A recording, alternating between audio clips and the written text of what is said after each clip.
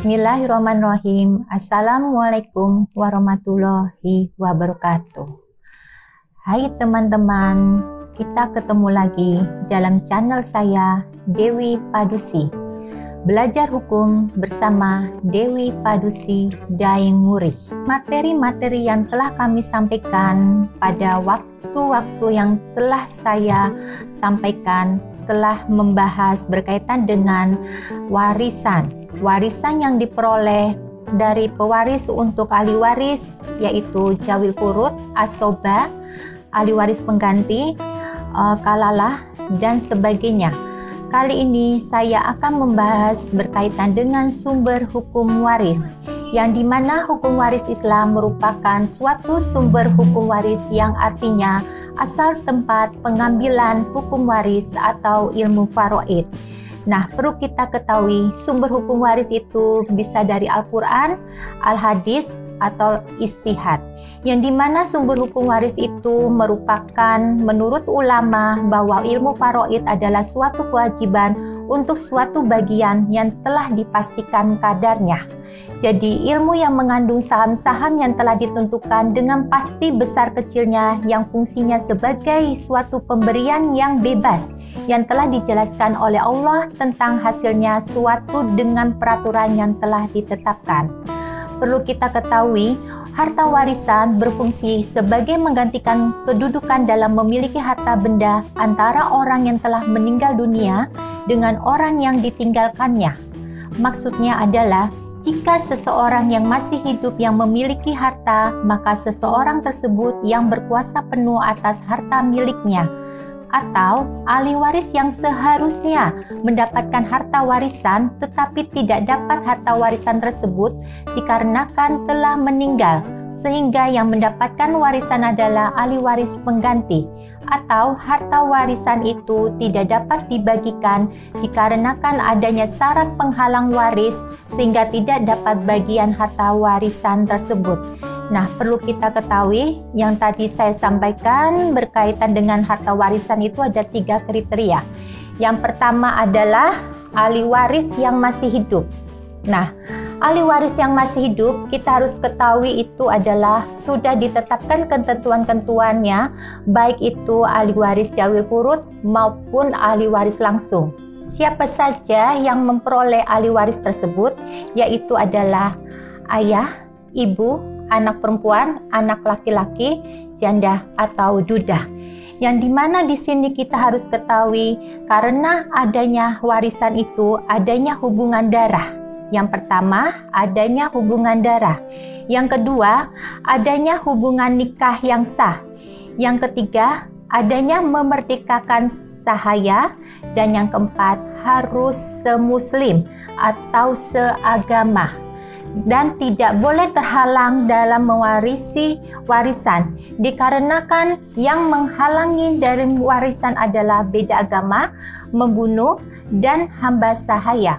Perlu kita ketahui bahwa ahli waris yang masih hidup itu adalah bagian yang telah ditetapkan dan telah menurut syariat Islam. Begitupun yang kedua adalah ahli waris yang menerima warisan adalah ahli waris yang seharusnya dia menerima warisan tetapi dia meninggal dunia.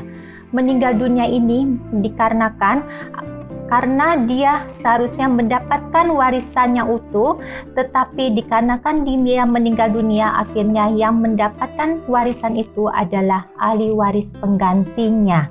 Nah, perlu kita ketahui yang dinamakan ahli waris pengganti itu pada saat ahli waris itu meninggal sebelum pewaris meninggal atau pada saat pewaris setelah meninggal.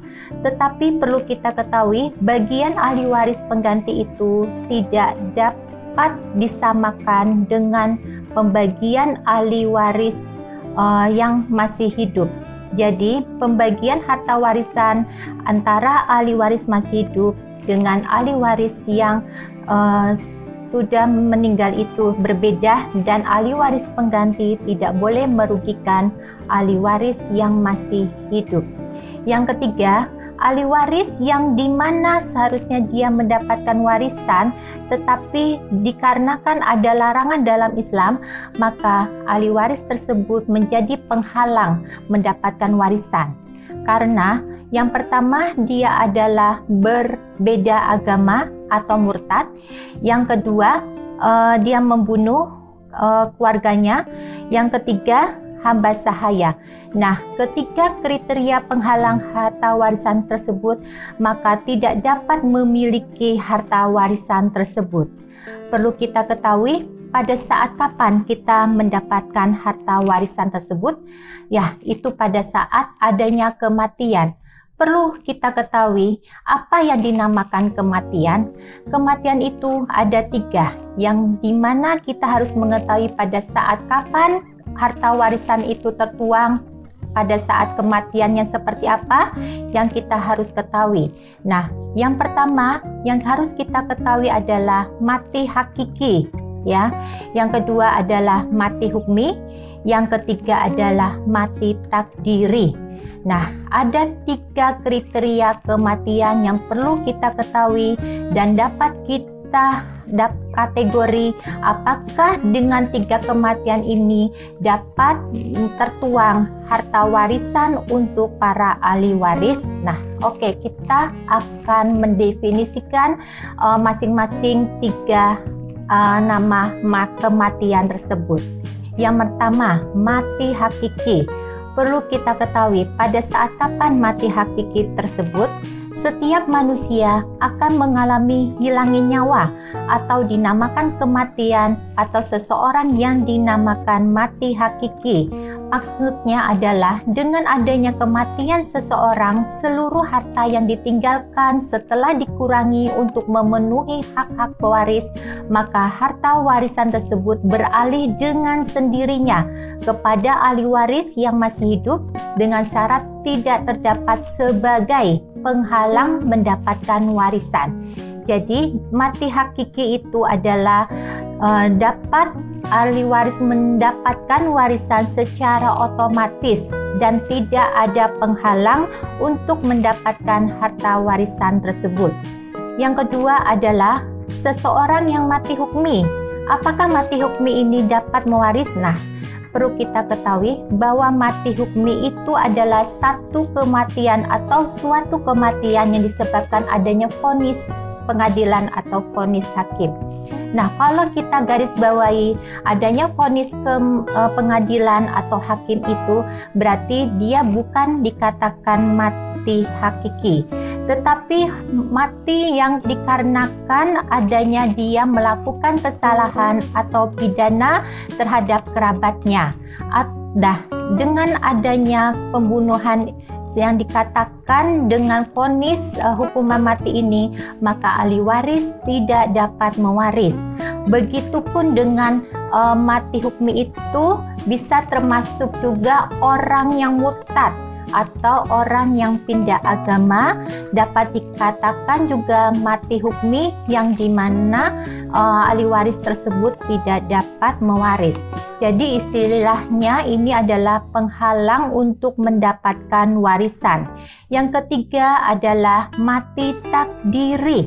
Nah, maksudnya adalah suatu kematian yang bukan hakiki tapi bukan mati hukmi, tetapi semata-mata hanya berdasarkan dugaan perbuatan yang tidak diinginkan. Contoh, kematian seorang bayi yang baru dilahirkan akibat terjadinya pemukulan terhadap perut ibunya atau adanya pemaksaan agar ibunya minum racun. Kematian tersebut hanya dikarenakan adanya suatu perbuatan yang tidak diinginkan sehingga akibat atas perbuatan itu. Sehingga dengan adanya mati takdiri ini yang dipaksakan maka tidak dapat mewaris. Ketika kita mengatakan kapan waris itu dikatakan hidup, hidupnya waris pada saat kematian pewaris, dan perlu kita ketahui adanya problem-problem yang harus diperhatikan. Pernahkah kita berpikir bahwa hidupnya waris pada saat kematian pewaris dapat menimbulkan masalah? Ya, kita pastikan bahwa setiap pembagian ahli waris yang dimana adanya hidup waris pada saat kematian pewaris dapat menimbulkan masalah. Nah, permasalahan-permasalahan yang harus kita ketahui yaitu yang pertama adalah mafqud. Mafqud di sini artinya seorang ahli waris yang telah mendapatkan vonis hakim tentang kematiannya dan vonis tersebut telah mendahului kematian orang yang mewariskan.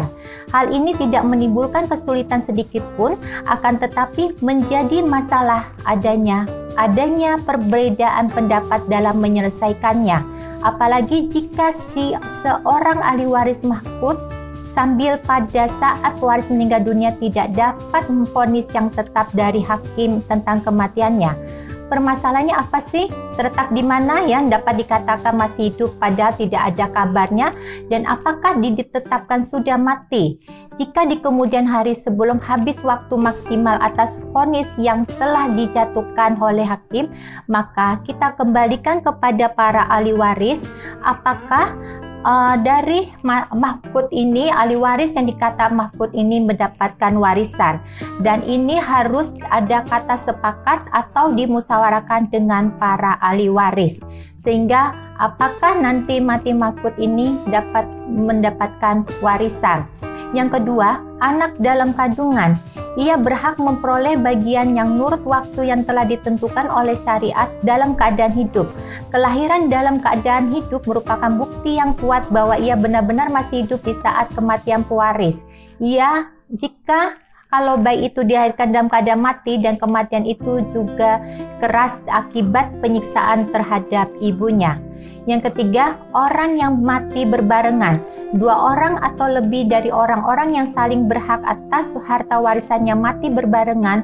Misal, seorang bapak bersama anaknya tenggelam bersama-sama di lautan atau rumah terbakar bersama anaknya di dalam rumah. Maka salah satu dari mereka tidak dapat mewarisi yang lain karena tidak jelas kehidupannya di saat kematian mereka.